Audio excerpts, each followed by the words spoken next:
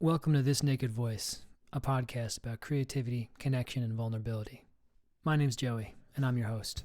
The following episode is part one of an in-depth conversation I had with Zach Herbert, a musician, lyricist, and performance artist hailing from the small mountain town of Haley, Idaho. And he's the creator of Saint Terrible and the Gospel of Nothingness. The Gospel of Nothingness is a philosophically charged and mythically rich world exploring the human experience through music and storytelling. Zach creates music and shows that focus on the rougher edges of the human experience. His work combines music, which varies in genre from folk to experimental minimalism, with forms of theater, storytelling, and dance. He's a multi-instrumentalist, a live looper, and he's a passionate improviser. He plays solo, and he works in collaboration to create these existentially charged experiences, ranging from the bizarre to the beautiful. Zach's been a regular at the Treefort Music Festival, bringing a new show each year since 2017, often putting on intimate shows that audiences have described as intensely vulnerable and therapeutic. I first met Zach years ago when I was living in Ketchum, Idaho, and if I'm being honest, my first impression of Zach was pretty neutral, if not a little eye-roll inducing. Which is a great reminder for me of just how wrong my first impressions can be of someone.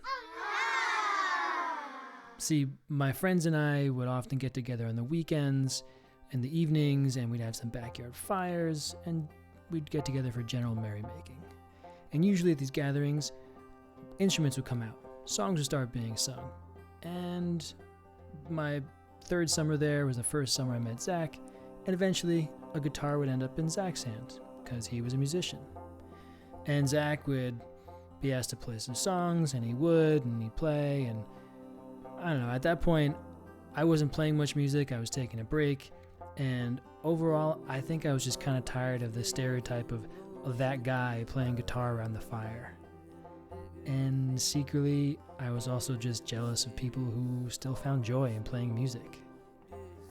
So my internal judgments and eye-rolling was just a response to all of that. But also, Zach's songs were pretty catchy and actually pretty good. So after a few nights, I asked a friend of mine, hey, are these Zach's songs or are these someone else's? And she said, no, they're his songs. And the next time we got together, I was paying closer attention, and I asked her, hey, what's the name of this song? And she kind of looked at me funny, and she's like, Joey, I don't think you understand what's going on. He's making these songs up on the spot. So that was the moment that everything changed for me, and I finally opened up my heart and mind to Zach. I just had no idea that someone could do that so beautifully. Someone could improvise songs on the spot and have them be good. And not only were his improvised songs good, but the songs that he actually wrote for his albums and played live, they were incredibly simple and catchy and powerful, and audiences loved them. And he was only 23 at the time I met him. So I did what any music lover and seeker fan might do. I secretly started recording a bunch of fireside sessions on my phone so they wouldn't be lost forever. Please don't take my bones away, my love becomes the end of days, and I'll be the concrete in your body. Oh no, I will rush, I will rush, I will rush till your blood is vain. And I'm really glad I did too, because oftentimes when Zach would finish playing his songs, he wouldn't remember what he just played. And I learned that later on, I wasn't alone in my secret recordings. Some of Zach's other friends have also been doing this for years. They also recognized the special moments that were unfolding before them, and they didn't want them to be lost forever. Since our initial summer together, Zach and I spent many summers working and traveling together, and we even toured in a band together for a few months back in 2016, road tripping across the United States, the two of us, my younger brother, under the name of Saint Terrible and Psych Mountain Revival. I wanna dance with somebody. That's a clip of us you can find on YouTube. So I sat down with Zach over Zoom one night during quarantine, and I asked him to speak to me about his experience with the creative process, how he accesses it, and what it has allowed him to uncover about himself over the last many years he's lived as an artist. Some of the songs that you'll hear on the episodes with Zach, they're fleshed out songs that Zach has recorded properly in his own studio. And others are the raw recordings of the improv sessions, captured by whatever iPhone technology I had at the time. So here's part one of a deep dive into creativity, art, and vulnerability, and how they all might bring us into closer connection with and understanding of ourselves, with Zach Herbert. I don't know, like for me, like music and vulnerability are so important to put together because what they allow me to do is I get to have a discussion with my unconscious. Cosmic nothingness. Fight and sleep. And I get closer and closer. The better I get at being creative, the better I get at being non-judgmental and experiencing what's occurring when I want to be creative. Even if it's thoughts. Like, there's a difference between creative thinking and regular thinking. In that when I'm thinking in images, I'm allowing a world to come forth that is not generally always in my like waking mind. Vulnerability is so important in art because being vulnerable within the context of a collective group of people allows us to normalize what is human. And so much of that is bizarre and uncomfortable.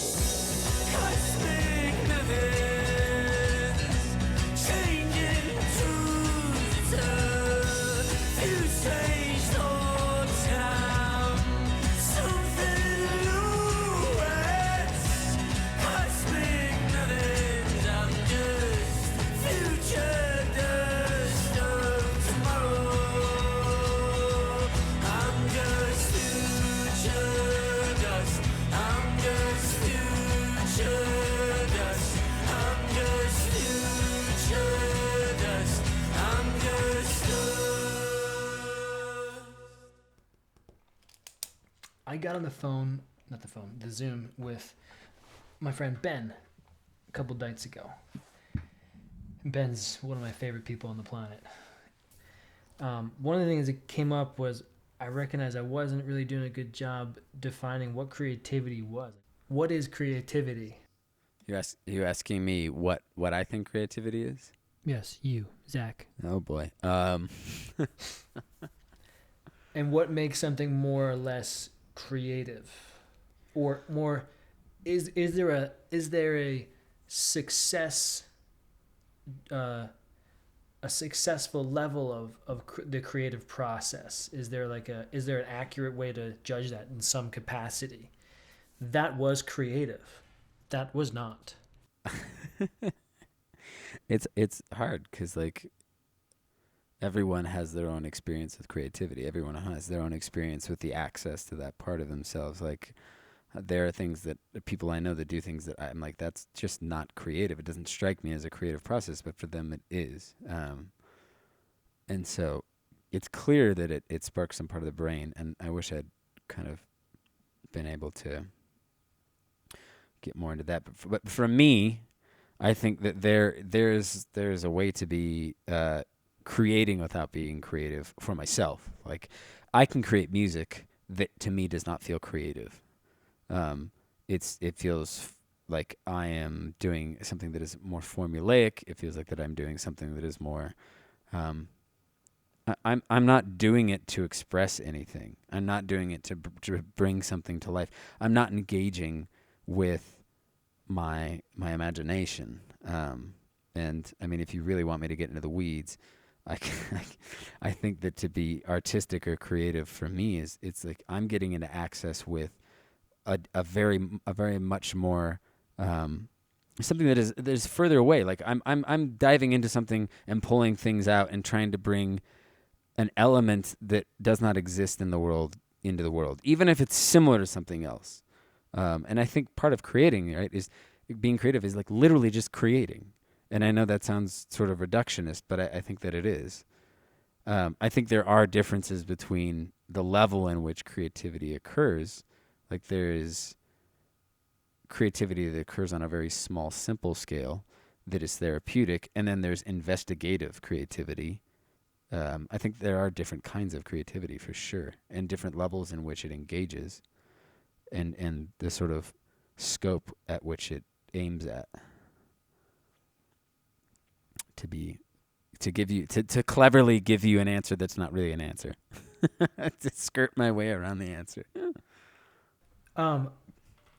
No, I think actually you hit on some points that I thought were really important here. Creating is creating, or that was exactly what you said, which is perfect. And then I thought also define creativity. Creativity is creating. You mentioned bringing something to life. Like it doesn't exist and now it does. Like creativity is bringing something to life. So of course that's going to span a wide range of things. Like you kind of playing something that sounds formulaic to you, to someone else sounds creative because they're like, where's that coming from? Right. Like where it's already living in you. It's not living in them. So to you it's like, this is alive already, buddy. This is not creative. Right. Well, yeah. I think that again, like creativity is, and this is kind of where I can get a little soapboxy, but in terms of like, I can sometimes get a little bit annoyed with these books that talk about like how to be creative. And I am gonna sort of dance around on that because clearly it does engage with some people, but I think that the creativity is maybe one of the most subjective experiences that we can have. Like it's incredibly subjective. And I think that's the exact reason why no one can really stand there and like no one has really agreed on what isn't art. Like there's a lot of people who think that things aren't art, but then there's a small group of people who do, because if it triggers something in us, right? Because like really creativity often is just the process of either between the individual and the self, or many people and the work.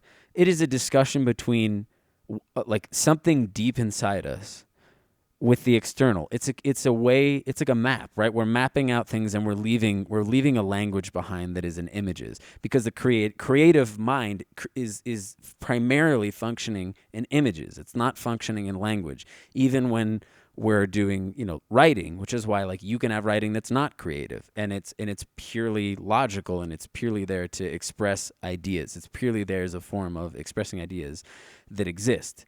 It's a transference of ideas. But then there is, like a poem is translating images. We're taking something from within and we're translating it out so that someone else can then take those images and try and make sense of them through their own process. So I do think that like it's an incredibly subjective experience. Like for me, oftentimes, I don't know, like for like me, like music and vulnerability are so important to put together, because what they allow me to do is I get to have a discussion with my unconscious. And I get closer and closer. The better I get at being creative, and the better I get at being non-judgmental and experiencing what's occurring when I want to be creative, even if it's thoughts. Like there's a difference between creative thinking and regular thinking, in that when I'm thinking in images, I'm allowing a world to come forth that is not generally always in my like waking mind. And that's really important, because it's telling us something. Like dreams are a creative process, I think, because they're things that are mostly occurring in images. And images are so incredibly important. So say more. Images are incredibly important. Go from there. Well, I mean, again, I'm going to sort of back off and try and make this about an individual experience, like my experience, rather than trying to say this grandized. Right, I want to hear. Right, that's where I'm here to hear yeah. about you. It's more I'm saying it out loud as a reminder for myself. But for me, the thing is, I'm able to process pieces, right? Like for me, I'm able to understand the self a lot better by going in and being able to process these imageries, and to be able to allow them to have a discussion with myself or each other, because so much of the time I'm trying to deal with imagery through language, and language is not the way in which images communicate with each other. It's not the way that it communicates with the body. And so for me, through creativity, I'm able to have a discussion with language that allows me to get a better understanding of myself. And often what I'm doing is I'm able to explore, like, okay, if I can explore the essence of the individual through art, I come to understand the individual better, right? I come to understand myself better. But in doing so, I also understand exactly which parts of those are mine and what is a shared experience.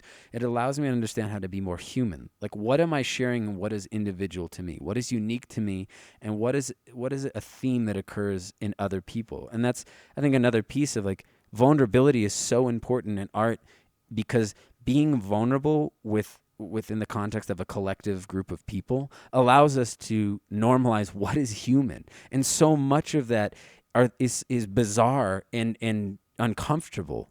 But we, by not avoiding it, by staring at it, by trying to make sense of it together, we're able to glean what's mine and what is the individual's. And I'm sorry, what's the individual's, and, like, what do we share?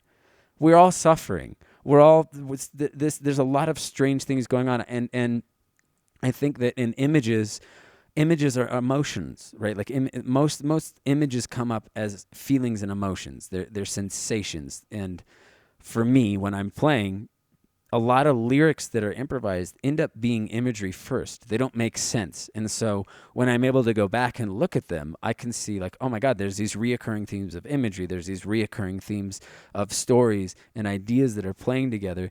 And by following those down the rabbit hole, I'm able to understand and synthesize a lot more of these pieces of myself that don't really seem to make sense without creativity. And it tastes like winter here in the back of my soul. My face pressed hard against the frozen ground. Running through the mountains with the words that spew like fountains from my throat. Baby, don't you know? And I'm older now.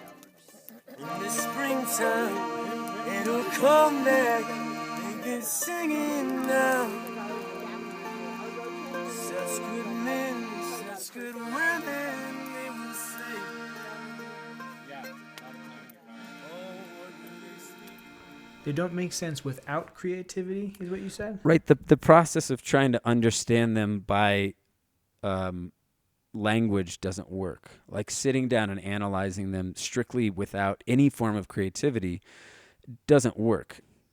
It's also impossible.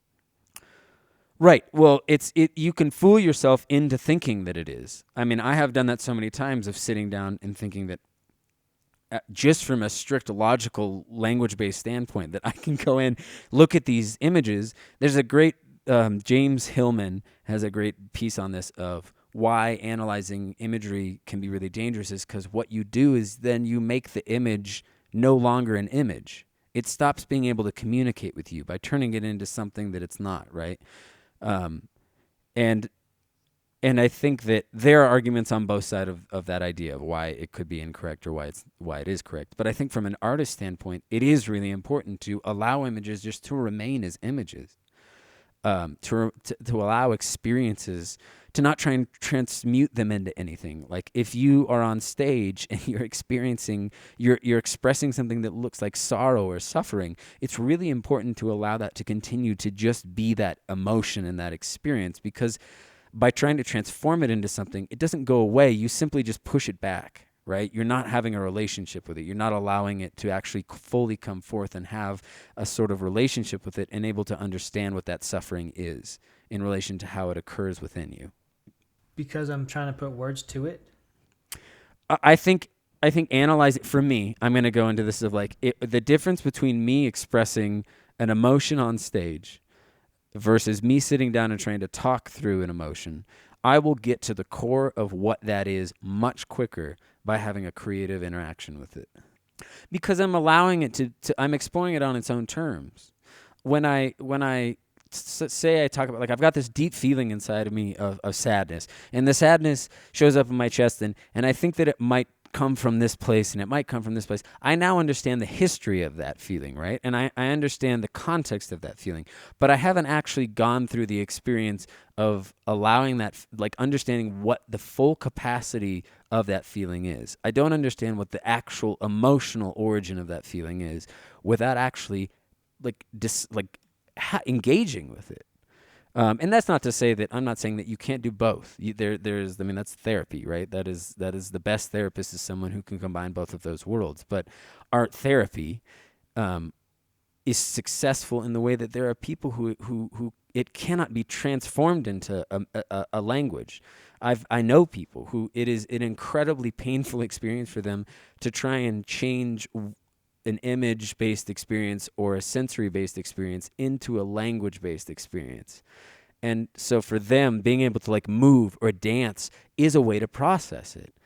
It needs to get out. It needs to be experienced. It needs to be fully felt in a way that it's not going to destroy us. Here I spoke out, I danced with the ghosts, I bled out the blood that I needed most. But here I buried my body, covered in shame. And there I lay out in the sun, dancing for rain. Oh, how it came, oh, how it fell. Never a heaven and never a hell. I heard the world change in my head, but oh, shut up the mountain, God said.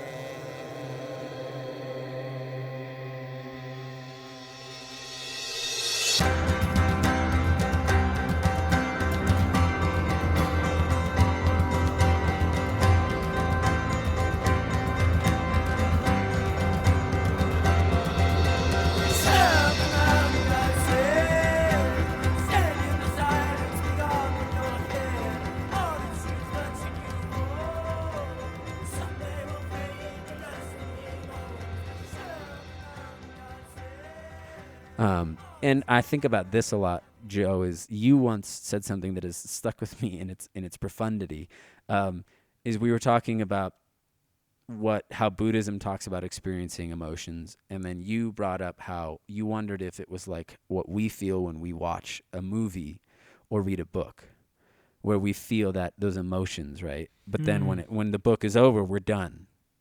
Right? We're not feeling those emotions anymore. They're not part of us. We understood that we were allowed to feel them, and now we have a greater sense of both empathy and understanding of the complexity of that, what is the human experience.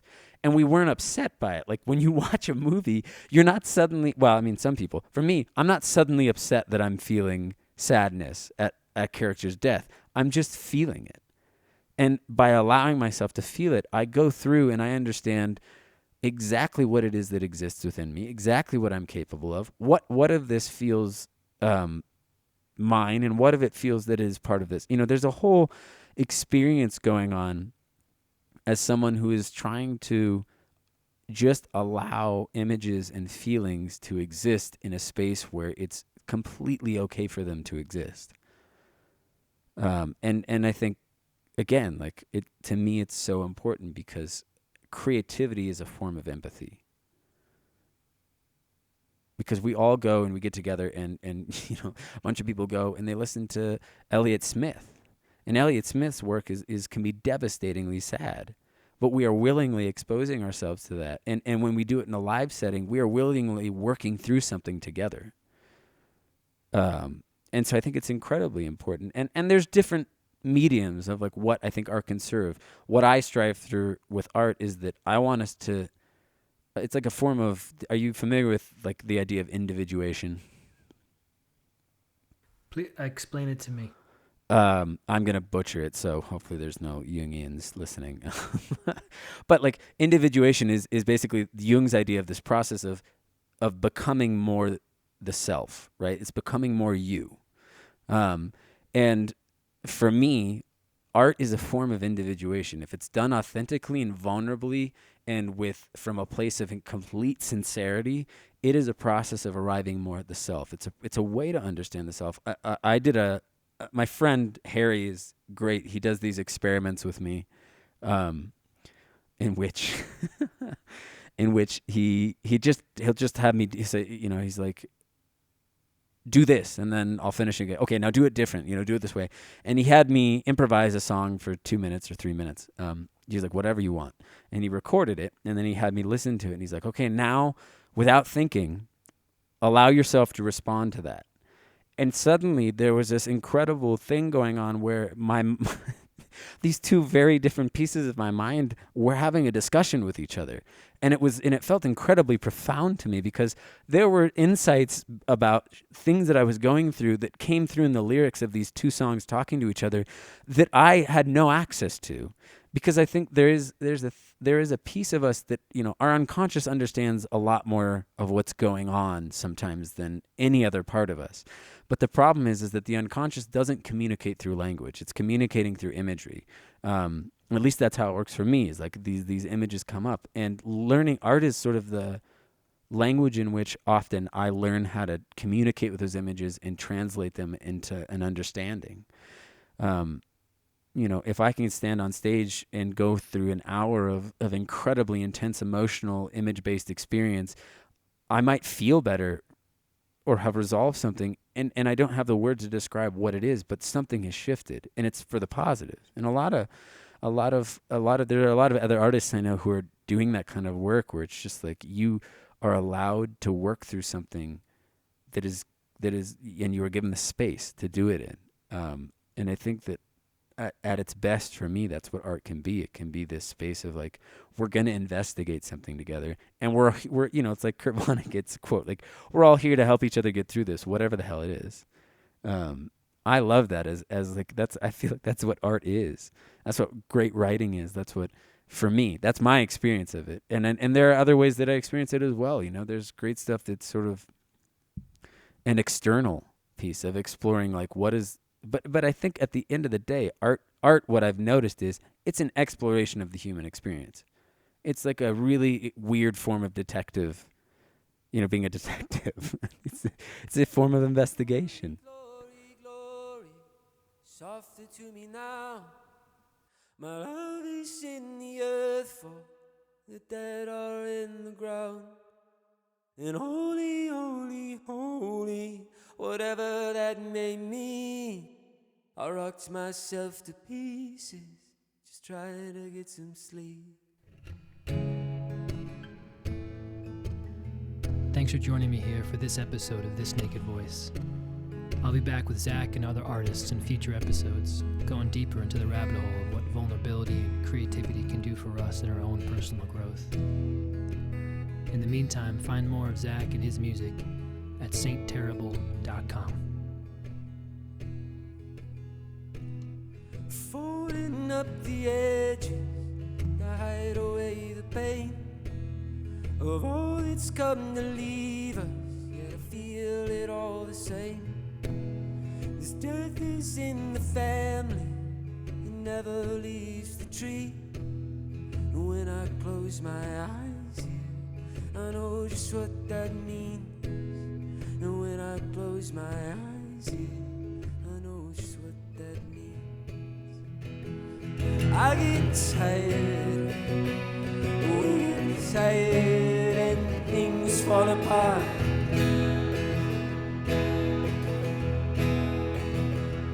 It's expired all the best intentions of the heart.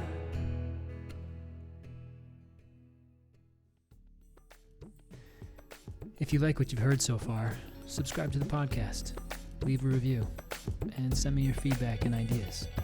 I can be reached at info@thisnakedvoice.com. Thanks again for listening. Be good to yourself.